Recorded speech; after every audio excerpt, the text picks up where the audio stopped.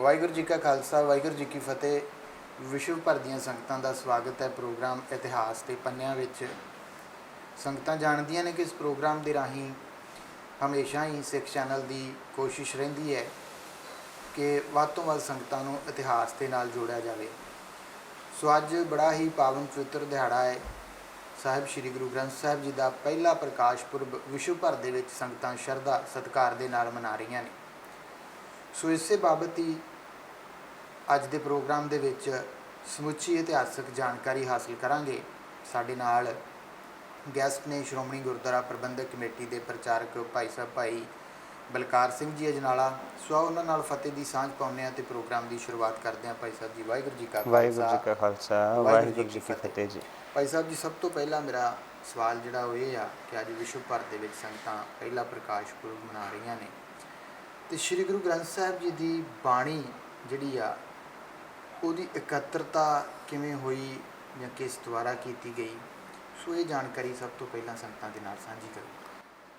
ਸ਼੍ਰੀ ਗੁਰੂ ਗ੍ਰੰਥ ਸਾਹਿਬ ਮਹਾਰਾਜ ਦੁਨੀਆ ਦੇ ਇੱਕ ਵਿਲੱਖਣ ਗ੍ਰੰਥ ਹੈ ਜੀ।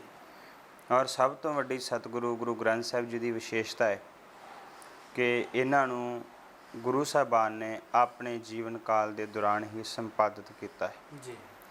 ਦੁਨੀਆ ਦੇ ਜਿੰਨੇ ਵੀ ਗ੍ਰੰਥ ਹੈ, ਪੀਰ ਪੈਗੰਬਰ ਅਵਤਾਰਾਂ ਔਲੀਆਂ ਨੇ ਜੋ ਗਿਆਨ ਦੁਨੀਆ ਨੂੰ ਦਿੱਤਾ, ਕਿਸੇ ਵੀ ਗ੍ਰੰਥ ਨੂੰ ਆਪਣੇ ਹੱਥੀਂ ਜਿਹੜਾ ਉਹ ਨਹੀਂ ਲਿਖਿਆ ਗਿਆ।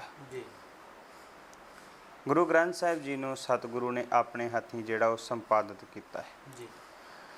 ਸਤਿਗੁਰੂ ਗੁਰੂ ਗ੍ਰੰਥ ਸਾਹਿਬ ਜੀ ਦੀ ਪਵਿੱਤਰ ਗੁਰਬਾਣੀ ਨੂੰ ਸਭ ਤੋਂ ਪਹਿਲਾਂ ਇਕੱਤਰ ਕਰਨ ਦਾ ਕਾਰਜ ਗੁਰੂ ਨਾਨਕ ਸਾਹਿਬ ਮਹਾਰਾਜ ਨੇ ਆਰੰਭਿਆ। ਜੀ।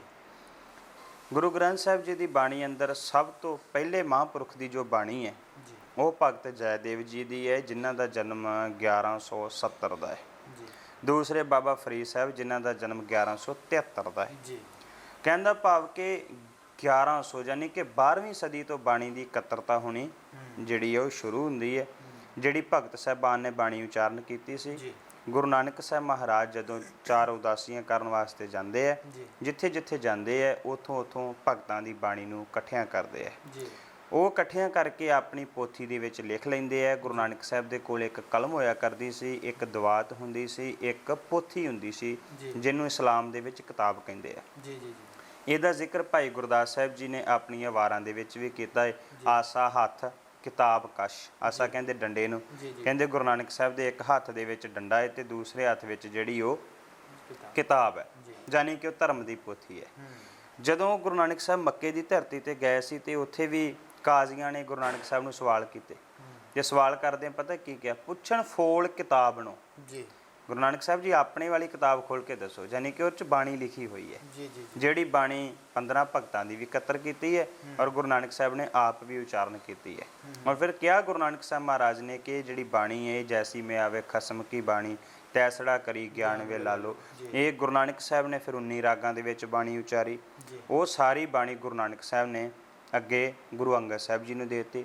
ਗੁਰੂ ਅੰਗਦ ਸਾਹਿਬ ਮਹਾਰਾਜ ਨੇ ਉਹਦੇ ਵਿੱਚ ਜਿਹੜਾ 63 ਸ਼ਲੋਕ ਹੋਰ ਉਚਾਰਨ ਕੀਤੇ। ਬਾਣੀ ਗੁਰੂ ਅਮਰਦਾਸ ਜੀ ਨੂੰ ਦੇ ਦਿੱਤੀ। 17 ਰਾਗਾਂ ਵਿੱਚ ਗੁਰੂ ਅਮਰਦਾਸ ਮਹਾਰਾਜ ਨੇ ਉਚਾਰਨ ਕੀਤੀ, 30 ਰਾਗਾਂ ਵਿੱਚ ਗੁਰੂ ਰਾਮਦਾਸ ਜੀ ਨੇ ਔਰ 30 ਰਾਗਾਂ ਵਿੱਚ ਗੁਰੂ ਅਰਜਨ ਸਾਹਿਬ ਜੀ ਨੇ। ਇੱਦਾਂ ਗੁਰੂ ਨਾਨਕ ਸਾਹਿਬ ਤੋਂ ਚੱਲ ਕੇ ਬਾਣੀ ਗੁਰੂ ਅਰਜਨ ਸਾਹਿਬ ਮਹਾਰਾਜ ਤੱਕ ਆਈ।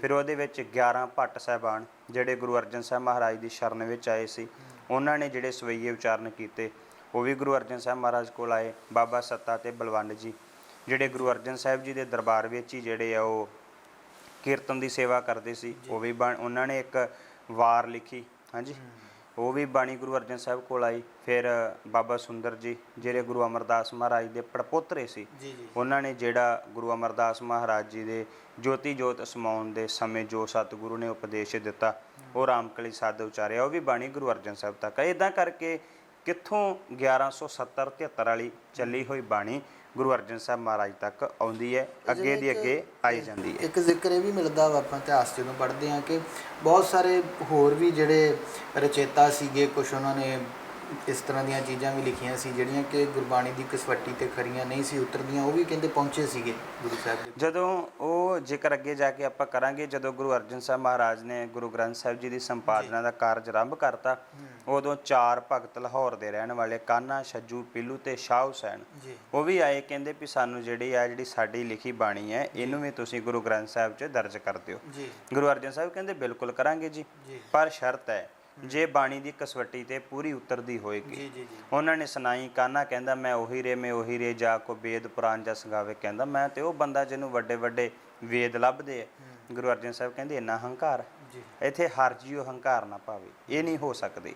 ਪੀਲੂ ਕਹਿੰਦਾ ਪੀਲੂ ਅਸਾਂ ਨੂੰ ਸੇ ਭਲੇ ਜੰਮਦੇ ਆ ਜੋ ਮੋਏ। ਮਹਾਰਾਜ ਕਹਿੰਦੇ ਇੰਨੀ ਨਿਰਾਸ਼ਤਾ, ਇਹ ਵੀ ਨਹੀਂ ਹੋ ਸਕਦਾ। ਇੱਕ ਕਹਿੰਦਾ ਕਾਗਦ ਸੰਧੀ ਪੂਤਰੀ ਤੌਣਾ ਤਰਿਓ ਨਿਹਾਲ।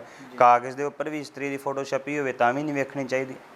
ਮਹਾਰਾਜ ਕਹਿੰਦੇ ਇਹ ਤੁਹਾਡੀ ਬਾਣੀ ਸਾਡੀ ਬਾਣੀ ਦੇ ਨਾਲ ਸੁਮੇਲ ਨਹੀਂ ਖਾਂਦੀ, ਵਿਚਾਰਧਾਰਾ ਦਾ ਫਰਕ ਹੈ, ਇਸ ਕਰਕੇ ਤੁਹਾਡੀ ਵਾਲੀ ਕਵਿਤਾ ਜਿਹੜੀ ਇਹ ਗੁਰੂ ਗ੍ਰੰਥ ਸਾਹਿਬ ਵਿੱਚ ਦਰਜ ਨਹੀਂ ਹੋ ਸਕਦੀ। ਬਿਲਕੁਲ। ਸੋ ਅਗਲੀ ਗੱਲ ਕਰੀਏ ਸਾਹਿਬ ਸ੍ਰੀ ਗੁਰੂ ਗ੍ਰੰਥ ਸਾਹਿਬ ਜੀ ਦੀ ਸੰਪਾਦਨਾ ਦਾ ਫਿਰ ਤਤਕਾਲੀ ਕਾਰਨ ਜਿਹੜਾ ਆ ਉਹ ਕੀ ਬਣਿਆ?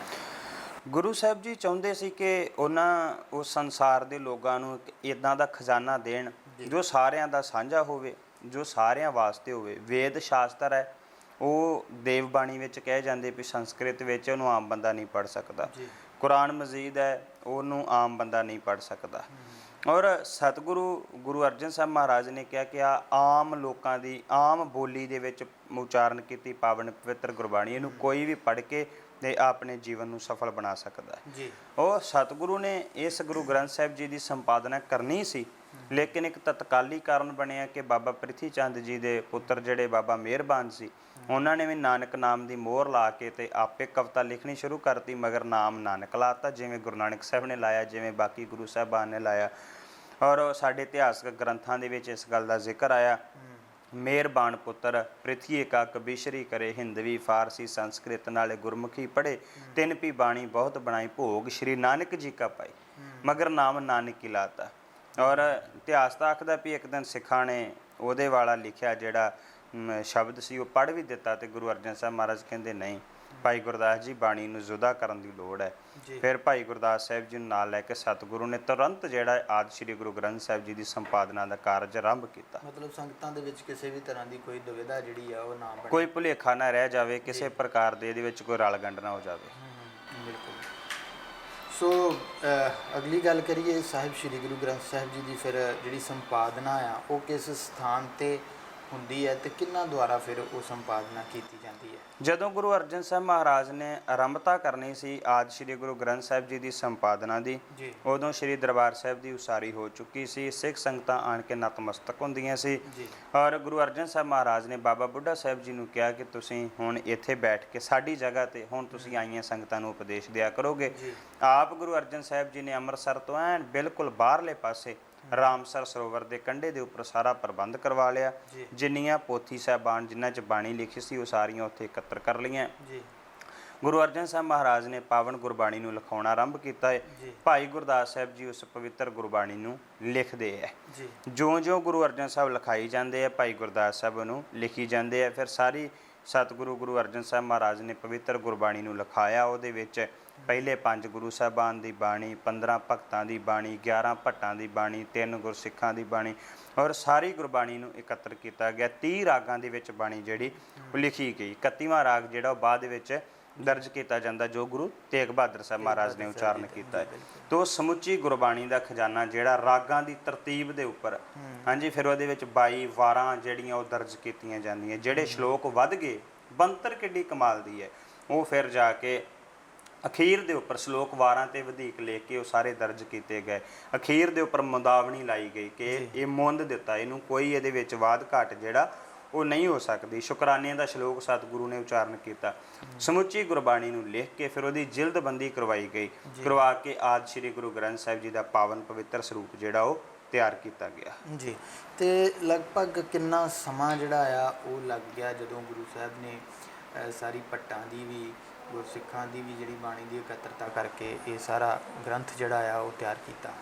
ਆ ਦੇਖੋ ਵੱਖ-ਵੱਖ ਵਿਦਵਾਨਾਂ ਦੀ ਵੱਖਰੀ ਰਾਏ ਹੈ। ਜੀ। ਕੁਝ ਕੁ ਵਿਦਵਾਨ ਤੇ ਇਹ ਲਿਖਦੇ ਆ ਵੀ ਸਤਿਗੁਰੂ ਨੇ 1601 ਤੋਂ ਇਹ ਕਾਰਜ ਆਰੰਭ ਕੀਤਾ ਤੇ 1604 ਦਾ ਸਮਾਂ ਜਿਹੜਾ ਆ ਗਿਆ। ਜੀ। ਇਹਦਾ ਭਾਵ ਫਿਰ 3 ਕੁ ਸਾਲ ਲੱਗੇ ਹੋਣਗੇ।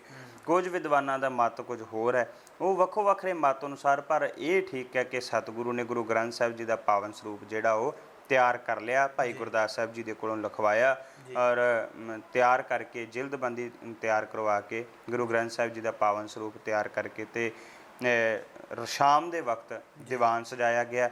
ਦੀਵਾਨ ਸਜਾ ਕੇ ਤੇ ਪੀੜਾ ਸਾਹਿਬ ਦੇ ਉੱਪਰ ਗੁਰੂ ਗ੍ਰੰਥ ਸਾਹਿਬ ਜੀ ਦਾ ਸਰੂਪ ਜਿਹੜਾ ਸ਼ੋਭਾਇਮਾਨ ਸੀ। ਫਿਰ ਮਹਾਰਾਜ ਨੇ ਚੋਣ ਕੀਤੀ ਕਿ ਹੁਣ ਇਹਦਾ ਅਗਲਾ ਕਾਰਜ ਜਿਹੜਾ ਉਹ ਕੀ ਹੋਵੇਗਾ। ਜੀ ਬਿਲਕੁਲ। ਸੋ ਬਿਲਕੁਲ ਬੜੇ ਹੀ ਸੁੰਦਰ ਵਿਚਾਰਾਂ ਦੀ ਸਾਂਝ ਭਾਈ ਸਾਹਿਬ ਭਾਈ ਬਲਕਾਰ ਸਿੰਘ ਜੀ ਸੰਗਤਾਂ ਦੇ ਨਾਲ ਪਾ ਰਹੇ ਨੇ। ਸੋ ਸੰਗਤਾਂ ਨੂੰ ਮੈਂ ਇਹ ਵੀ ਦੱਸਣਾ ਚਾਹੁੰਦਾ ਕਿ ਜਦੋਂ ਅੰਮ੍ਰਿਤਸਰ ਵਿਖੇ ਤੁਸੀਂ ਨਤਮਸਤਕ ਹੋਣ ਵਾਸਤੇ ਆਉਂਦੇ ਹੋ ਤਾਂ ਰਾਮਸਰ ਸਾਹਿਬ ਦਾ ਸਥਾਨ, ਜਿਸ ਸਥਾਨ ਦੇ ਉੱਤੇ ਗੁਰੂ ਅਰਜਨ ਦੇਵ ਮਹਾਰਾਜ ਜੀ ਨੇ ਗੁਰਬਾਣੀ ਜਿਹੜੀ ਆ ਉਸ ਦੀ ਇਕੱਤਰਤਾ ਕੀਤੀ, ਉੱਥੇ ਹੀ ਸੰਪਾਦਨਾ ਜਿਹੜੀ ਆ ਉਹ ਕੀਤੀ ਗਈ। ਉਸ ਸਥਾਨ ਦੇ ਦਰਸ਼ਨ ਵੀ ਜਿਹੜੇ ਆ ਉਹ ਜ਼ਰੂਰ ਕਰਕੇ ਆਇਆ ਕਰੋ। ਬਹੁਤ ਸੁੰਦਰ ਗੁਰਦੁਆਰਾ ਸਾਹਿਬ ਉੱਥੇ ਜਿਹੜਾ ਆ ਉਸ ਬਾਰੇ ਹੈ। ਸੋ ਆਓ ਅੱਗੇ ਗੱਲਬਾਤ ਜਿਹੜੀ ਆ ਉਹ ਕਰਦੇ ਹਾਂ ਭਾਈ ਸਾਹਿਬ ਦੇ ਨਾਲ। ਫਿਰ ਜਦੋਂ ਪੂਰੀ ਗੁਰਬਾਣੀ ਇਕੱਤਰ ਕਰ ਲਈ ਗਈ ਤਾਂ ਉਸ ਤੋਂ ਬਾਅਦ ਦੇ ਵਿੱਚ ਸ਼੍ਰੀ ਹਰਿਮੰਦਰ ਸਾਹਿਬ ਵਿਖੇ, ਦਰਬਾਰ ਸਾਹਿਬ ਵਿਖੇ ਕਿਵੇਂ ਦਾ ਸਾਰਾ ਪ੍ਰਬੰਧ ਅਤੇ ਕਿਵੇਂ ਜਾਹੋ ਜਲਾਓ ਦੇ ਨਾਲ ਜਿਹੜਾ ਆ ਉਹ ਪਹਿਲੇ ਪ੍ਰਕਾਸ਼ ਦੀਆਂ ਤਿਆਰੀਆਂ ਜਿਹੜੀਆਂ ਆ ਉਹ ਕੀਤੀਆਂ ਗਈਆਂ। ਗੁਰੂ ਅਰਜਨ ਸਾਹਿਬ ਮਹਾਰਾਜ ਨੇ ਆਦਿ ਸ਼੍ਰੀ ਗੁਰੂ ਗ੍ਰੰਥ ਸਾਹਿਬ ਜੀ ਦਾ ਪਾਵਨ ਸਰੂਪ ਤਿਆਰ ਕਰਨ ਤੋਂ ਬਾਅਦ ਜੀ ਫਿਰ ਉਹਨਾਂ ਨੇ ਇਸ ਦਾ ਪਹਿਲਾ ਪ੍ਰਕਾਸ਼ ਸ਼੍ਰੀ ਦਰਬਾਰ ਸਾਹਿਬ ਦੇ ਅੰਦਰ ਕਰਨਾ ਸੀ। ਜੀ। ਉਹਦੇ ਵਾਸਤੇ ਸਤਿਗੁਰੂ ਨੇ ਸਾਰਿਆਂ ਤੋਂ ਪਹਿਲਾਂ ਚੋਣ ਕੀਤੀ ਜੀ ਕਿ ਇਸ ਗ੍ਰੰਥ ਸਾਹਿਬ ਦੇ ਗ੍ਰੰਥੀ ਕਿਹਨੂੰ ਲਾਇਆ ਜਾਏ, ਜੀ ਕੌਣ ਇਹਦੀ ਤਾਬਿਆ ਵਿੱਚ ਬੈਠੇ, ਕੌਣ ਯੋਗ ਹੋਵੇ ਜਿਹੜਾ ਬੈਠ ਸਕਦਾ। ਜੀ ਜੀ ਤੋ ਇਤਿਹਾਸ ਤਾਂ ਆਖਦਾ ਵੀ ਗੁਰੂ ਅਰਜਨ ਸਾਹਿਬ ਜੀ ਨੇ ਪਹਿਲਾਂ ਬੇਦੀਆਂ ਵੱਲ ਵੇਖਿਆ, ਜਿਹੜੇ ਬੇਦੀ ਯਾਨੀ ਕਿ ਗੁਰੂ ਨਾਨਕ ਸਾਹਿਬ ਦੀ ਕੁੱਲ ਵਿੱਚੋਂ ਸੀ। ਜੀ ਫਿਰ ਉਹਨਾਂ ਤ੍ਰਿਆਣਾ ਵੱਲ ਵੀ ਵੇਖਿਆ, ਜਿਹੜੇ ਗੁਰੂ ਅੰਗਦ ਸਾਹਿਬ ਦੀ ਕੁੱਲ ਚੋਂ ਸੀ।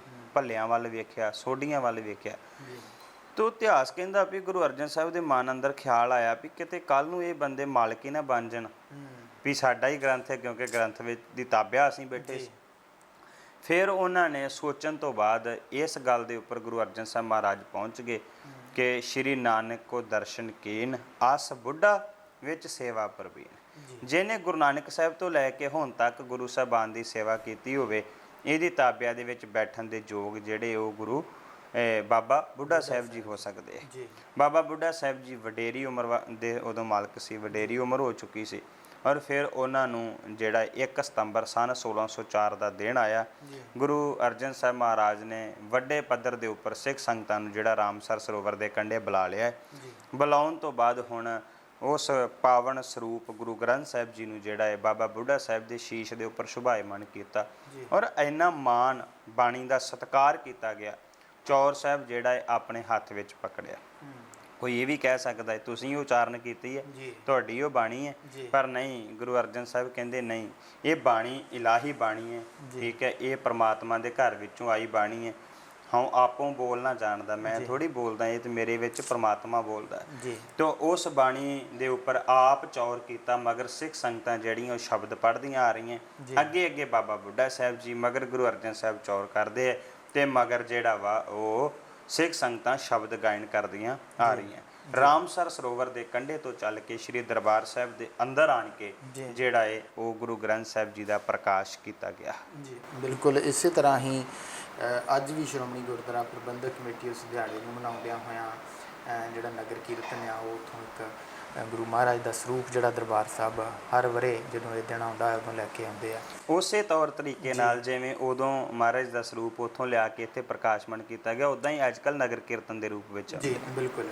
ਸੋ ਫਿਰ ਉਸ ਤੋਂ ਬਾਅਦ ਦੀ ਗੱਲ ਕਰੀਏ ਕਿ ਜਦੋਂ ਉੱਥੇ ਪ੍ਰਕਾਸ਼ ਕੀਤਾ ਗਿਆ ਤਾਂ ਫਿਰ ਪਹਿਲਾ ਜਿਹੜਾ ਹੁਕਮਨਾਮਾ ਸੀਗਾ ਉਹ ਕਿਹੜਾ ਆਇਆ ਤੇ ਫਿਰ ਉਸ ਤੋਂ ਬਾਅਦ ਦੇ ਵਿੱਚ ਗੁਰੂ ਅਰਜਨ ਦੇਵ ਮਹਾਰਾਜ ਜੀ ਨੇ ਸੰਗਤਾਂ ਨੂੰ ਕੀ ਉਪਦੇਸ਼ ਜਿਹੜਾ ਉਹ ਦਿੱਤਾ?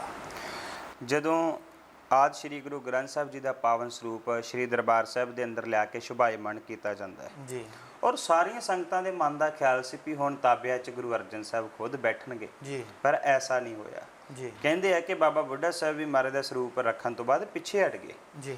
ਗੁਰੂ ਅਰਜਨ ਸਾਹਿਬ ਮਹਾਰਾਜ ਕਹਿੰਦੇ ਨੇ ਨਹੀਂ, ਬੁੱਢਾ ਸਾਹਿਬ ਖੋਲੋ ਗ੍ਰੰਥ ਲਿਓ ਆਵਾਜ਼ ਸੁਣੇ ਸਭ ਪੰਥ, ਇਸ ਪਾਵਨ ਗ੍ਰੰਥ ਦਾ ਪ੍ਰਕਾਸ਼ ਕਰੋ ਤੇ ਇਹਦਾ ਆਵਾਜ਼ ਲਓ, ਜਿਹਨੂੰ ਆਪਾਂ ਹੁਣ ਮੁੱਖ ਵਾਕ ਕਹਿੰਦੇ ਜਾਂ ਹੁਕਮਨਾਮਾ ਕਹਿੰਦੇ। ਜੀ ਜੀ ਜੀ।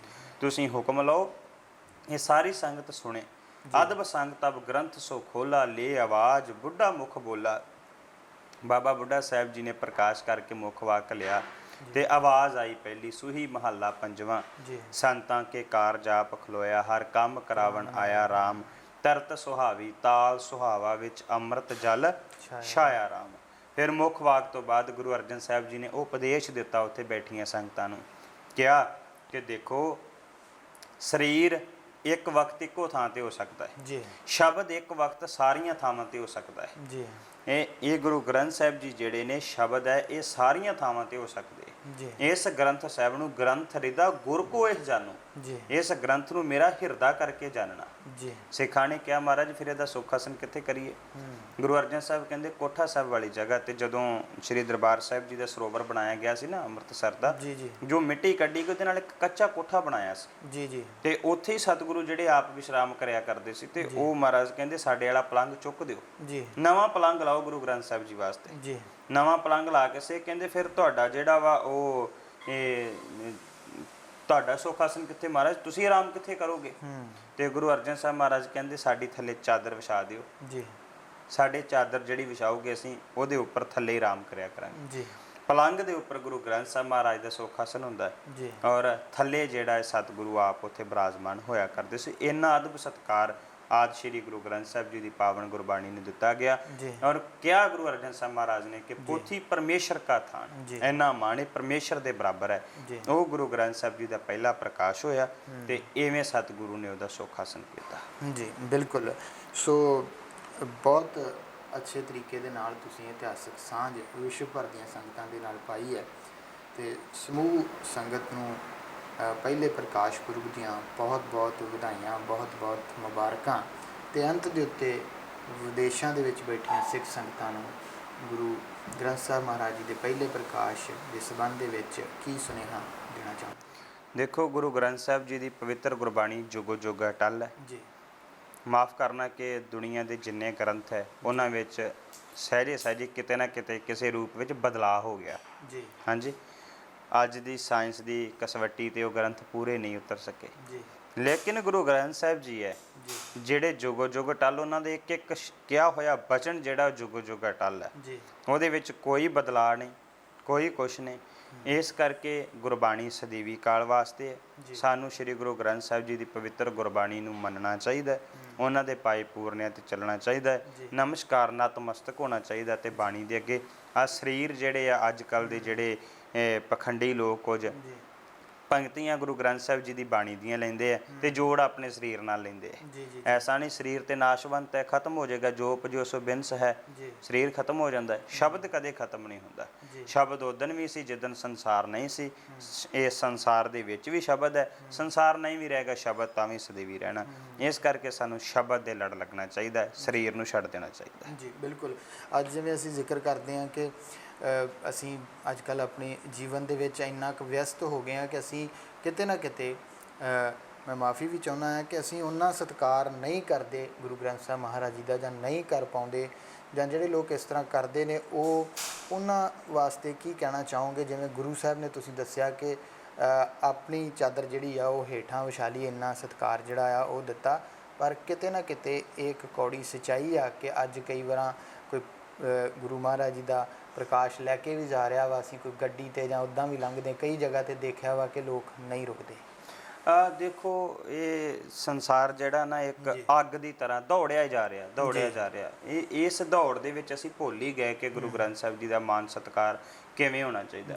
ਗੁਰੂ ਸਾਹਿਬਾਨ ਨੇ ਆਪਣੇ ਜੀਵਨ ਕਾਲ ਵਿੱਚ ਸਾਨੂੰ ਸਿਖਾਇਆ। ਗੁਰੂ ਹਰਿਰਾਏ ਸਾਹਿਬ ਜੀ ਦੇ ਸਮੇਂ ਸਿੱਖ ਬਾਣੀ ਪੜ੍ਹਦੇ ਆ ਰਹੇ ਸੀ ਤੇ ਮਹਾਰਾਜ ਇੰਨੀ ਛੇਤੀ ਨਾਲ ਉੱਠੇ, ਗੋਡਾ ਵੱਜ ਗਿਆ, ਸੱਟ ਲੱਗ ਗਈ। ਸਿੱਖ ਕਹਿੰਦੇ ਵੀ ਮਹਾਰਾਜ ਤੁਹਾਡੀ ਹੀ ਬਾਣੀ ਲਿਖੀ ਹੈ ਤੇ ਤੁਹਾਨੂੰ ਇੰਨੀ ਛੇਤੀ ਕਰਨ ਦੀ ਕੀ ਲੋੜ ਸੀ? ਤੇ ਫਿਰ ਗੁਰੂ ਹਰਿਰਾਏ ਸਾਹਿਬ ਜੀ ਨੇ ਕਿਹਾ ਵੀ ਜਿਹੜਾ ਸਿੱਖ ਬਾਣੀ ਦਾ ਸਤਿਕਾਰ ਨਹੀਂ ਕਰਦਾ, ਜਿਨ ਭੈ ਅਦਬ ਨ ਬਾਣੀ ਧਾਰਾ, ਸੋ ਸਿੱਖ ਜਾਨੋ ਨਹੀਂ ਹਮਾਰਾ। ਜਿਹਨੇ ਬਾਣੀ ਦਾ ਅਦਬ ਨਹੀਂ ਕੀਤਾ ਉਹ ਸਾਡਾ ਸਿੱਖ ਨਹੀਂ ਹੈ। ਗੁਰੂ ਗ੍ਰੰਥ ਸਾਹਿਬ ਜੀ ਦੀ ਬਾਣੀ ਜਿਹੜੀ ਹੈ ਉਹਦਾ ਸਾਨੂੰ ਅਦਬ ਸਤਿਕਾਰ, ਬਲਕਿ ਉਹ ਸਾਡੇ ਵਾਸਤੇ ਜੀਵਨ ਜਾਚ ਹੈ। ਉਸ ਜੀਵਨ ਜਾਚ ਨੂੰ ਅਸੀਂ ਆਪਣੇ ਜੀਵਨ ਦੇ ਵਿੱਚ ਅਪਣਾਉਣਾ ਹੈ, ਧਾਰਨ ਕਰਨਾ ਹੈ। ਗੁਰ ਕਹਿਆ ਸਾਕਾਰ ਕਮਾਵੋ। ਜੋ ਗੁਰੂ ਨੇ ਕਿਹਾ ਸਿੱਖ ਨੇ ਉਹਨੂੰ ਆਪਣੇ ਜੀਵਨ 'ਚ ਕਮਾਉਣਾ ਹੈ, ਤੇ ਜੇ ਜੀਵਨ ਦੇ ਵਿੱਚ ਕਮਾਏਗਾ ਤੇ ਉਹਦਾ ਜੀਵਨ ਜਿਹੜਾ ਸਫਲ ਹੋ ਜਾਏਗਾ, ਧਨ ਹੋ ਜਾਏਗਾ। ਜੇ ਉਹਨੇ ਜੀਵਨ 'ਚ ਕਮਾਇਆ ਹੀ ਨਹੀਂ, ਮੈਂ ਨਿੱਕੀ ਜੀ ਇੱਕ ਗੱਲ ਆਪ ਜੀ ਨੂੰ ਦੱਸਦਾ ਕਿ ਉਹ ਕਹਿੰਦੇ ਕਿ ਵਿਦਵਾਨ ਲਿਖਦੇ, ਕਹਿੰਦੇ ਇੱਕ ਪਿੰਡ ਦੇ ਵਿੱਚ ਕੋਈ ਆ ਗਿਆ ਫਕੀਰ, ਉਹਨੇ ਆਣ ਕੇ ਕਿਹਾ ਵੀ ਬੜੇ ਗਰੀਬ ਲੋਕ ਲੱਗਦੇ, ਮੇਰੇ ਕੋਲ ਖਜ਼ਾਨਾ ਹੈਗਾ ਪਰ ਮੈਂ ਇਕੱਲਾ ਲੱਭ ਨਹੀਂ ਸਕਦਾ। ਉਹਨੇ ਉਹਨਾਂ ਨੂੰ ਇੱਕ ਨਕਸ਼ਾ ਦੇ ਦਿੱਤਾ ਵੀ ਆ ਨਕਸ਼ੇ ਦੇ ਉੱਪਰ ਚੱਲ ਕੇ ਤੁਸੀਂ ਖਜ਼ਾਨਾ ਲੱਭ ਲਿਓ। ਤੇ ਉਹ ਪਿੰਡ ਦੇ ਲੋਕਾਂ ਨੂੰ ਕਹਿ ਕੇ ਚਲੇ ਗਏ। ਜਦੋਂ ਫੇਰ ਆਏ ਕਿਤੇ ਸਾਲਾਂ ਬਾਅਦ, ਉਹਨਾਂ ਵੇਖਿਆ ਉੱਦਾਂ ਹੀ ਝੌਂਪੜੀਆਂ 'ਚ ਰਹਿੰਦੇ ਆ, ਉੱਦਾਂ ਹੀ ਉਹਨਾਂ ਦਾ ਮਾੜਾ ਹਾਲ ਹੈ। ਕਹਿੰਦੇ ਤੁਹਾਨੂੰ ਯਾਰ ਨਕਸ਼ਾ ਦੇ ਕੇ ਗਿਆ ਸੀ, ਕਹਿੰਦੇ ਹੈਗਾ। ਕਹਿੰਦੇ ਪੂਜਾ ਕਰਦੇ ਰੋਜ਼ ਆਪਾਂ ਤਾਂ। ਉਹ ਕਹਿੰਦੇ ਮੱਥੇ ਤੇ ਹੱਥ ਮਾਰ ਕੇ ਕਹਿੰਦਾ ਪੂਜਾ ਵਾਸਤੇ ਥੋੜੀ ਦੇ ਗਿਆ ਸੀ, ਦੇ ਕੇ ਗਿਆ ਸੀ ਕਿ ਤੁਸੀਂ ਇਸ ਰਸਤੇ ਤੇ ਚੱਲ ਕੇ ਖਜ਼ਾਨੇ ਤੱਕ ਪਹੁੰਚੋ। ਗੁਰੂ ਗ੍ਰੰਥ ਸਾਹਿਬ ਉਹ ਰਸਤਾ ਏ। ਗੁਰਸਿੱਖ ਮੀਤ ਚਲੋ ਗੁਰ ਚਾਲੀ, ਜੋ ਗੁਰ ਕਹੇ ਸੋਈ ਭਲ ਮਾਨੋ, ਹਰ ਹਰ ਕਥਾ ਨਿਰਾਲੀ। ਜੋ ਗੁਰੂ ਕਹਿੰਦਾ ਉਹ ਰਸਤੇ ਤੇ ਚਲੋ ਤੇ ਜੀਵਨ ਦੀ ਕਥਾ ਵੀ ਨਿਰਾਲੀ ਹੋ ਜਾਏਗੀ। ਜੀ ਬਿਲਕੁਲ। ਸੋ ਵਿਸ਼ਵ ਭਰ ਦੀਆਂ ਸੰਗਤਾਂ ਨੂੰ ਇੱਕ ਵਾਰ ਫਿਰ ਗੁਰੂ ਗ੍ਰੰਥ ਸਾਹਿਬ ਮਹਾਰਾਜ ਜੀ ਦੇ ਪਹਿਲੇ ਪ੍ਰਕਾਸ਼ ਪੁਰਬ ਦੀਆਂ ਬਹੁਤ ਬਹੁਤ ਵਧਾਈਆਂ, ਬਹੁਤ ਬਹੁਤ ਮੁਬਾਰਕਾਂ। ਆਓ ਕੋਸ਼ਿਸ਼ ਕਰੀਏ ਕਿ ਗੁਰੂ ਆਸ਼ੇ ਮੁਤਾਬਕ ਆਪਣਾ ਜੀਵਨ ਜਿਹੜਾ ਉਹਨੂੰ ਢਾਲੀਏ, ਅਤੇ ਜਿੰਨਾ ਵੀ ਸਤਿਕਾਰ ਅਸੀਂ ਗੁਰੂ ਗ੍ਰੰਥ ਸਾਹਿਬ ਮਹਾਰਾਜ ਜੀ ਦਾ ਕਰ ਸਕੀਏ ਓਨਾ ਹੀ ਕਰੀਏ, ਕਿਉਂਕਿ ਗੁਰੂ ਸਾਹਿਬ ਦੀ ਲਿਖੀ ਹੋਈ ਇਹ ਗੁਰਬਾਣੀ ਜਿਹੜੀ ਆ ਇਸ ਭਾਵ ਸਾਗਰ ਤੋਂ ਸਾਨੂੰ ਪਾਰ ਜਿਹੜੀ ਆ ਉਹ ਲਗਾਉਂਦੀ ਆ। ਅਤੇ ਰੋਜ਼ ਸਵੇਰੇ ਸੱਚਖੰਡ ਸ੍ਰੀ ਹਰਿਮੰਦਰ ਸਾਹਿਬ ਵਿਖੇ ਪ੍ਰਕਾਸ਼ ਹੁੰਦਾ ਆ। ਅਨੇਕਾਂ ਹੀ ਸੰਗਤਾਂ ਦਰਸ਼ਨ ਦਿਦਾਰੇ ਕਰਦੀਆਂ ਨੇ, ਅਤੇ ਅੱਜ ਵੀ ਗੁਰੂ ਗ੍ਰੰਥ ਸਾਹਿਬ ਮਹਾਰਾਜ ਜੀ ਦੇ ਪਹਿਲੇ ਪ੍ਰਕਾਸ਼ ਪੁਰਬ ਦੇ ਮੌਕੇ ਦੇ ਉੱਤੇ ਸੱਚਖੰਡ ਸ੍ਰੀ ਹਰਿਮੰਦਰ ਸਾਹਿਬ ਵਿਖੇ ਜਲੌ ਸਜਾਏ ਗਏ ਨੇ, ਅਤੇ ਆਤਿਸ਼ਬਾਜ਼ੀ ਵੀ ਹੋਣੀ ਆ। ਅਨੇਕਾਂ ਸੰਗਤਾਂ ਜਿਹੜੀਆਂ ਉਹ ਸਵੇਰ ਤੋਂ ਹੀ ਦਰਸ਼ਨ ਇਸ਼ਨਾਨ ਜਿਹੜੇ ਆ ਉਹ ਕਰ ਰਹੀਆਂ ਨੇ। ਸੋ ਆਓ ਗੁਰੂ ਦੇ ਲੜ ਲੱਗੀਏ ਅਤੇ ਖੁਸ਼ੀਆਂ ਪ੍ਰਾਪਤ ਕਰੀਏ। ਸੋ ਭਾਈ ਸਾਹਿਬ ਦਾ ਬਹੁਤ ਬਹੁਤ ਧੰਨਵਾਦ। ਅਤੇ ਇਸ ਪ੍ਰੋਗਰਾਮ ਦਾ ਸਮਾਂ ਇੱਥੇ ਹੀ ਸਮਾਪਤ ਹੁੰਦਾ ਹੈ। ਆਗਿਆ ਚਾਹਾਂਗੇ। ਬੁਲਾਉਂਦੇ ਹਾਂ ਫਤਿਹ। ਵਾਹਿਗੁਰੂ ਜੀ ਕਾ ਖਾਲਸਾ, ਵਾਹਿਗੁਰੂ ਜੀ ਕੀ ਫਤਿਹ।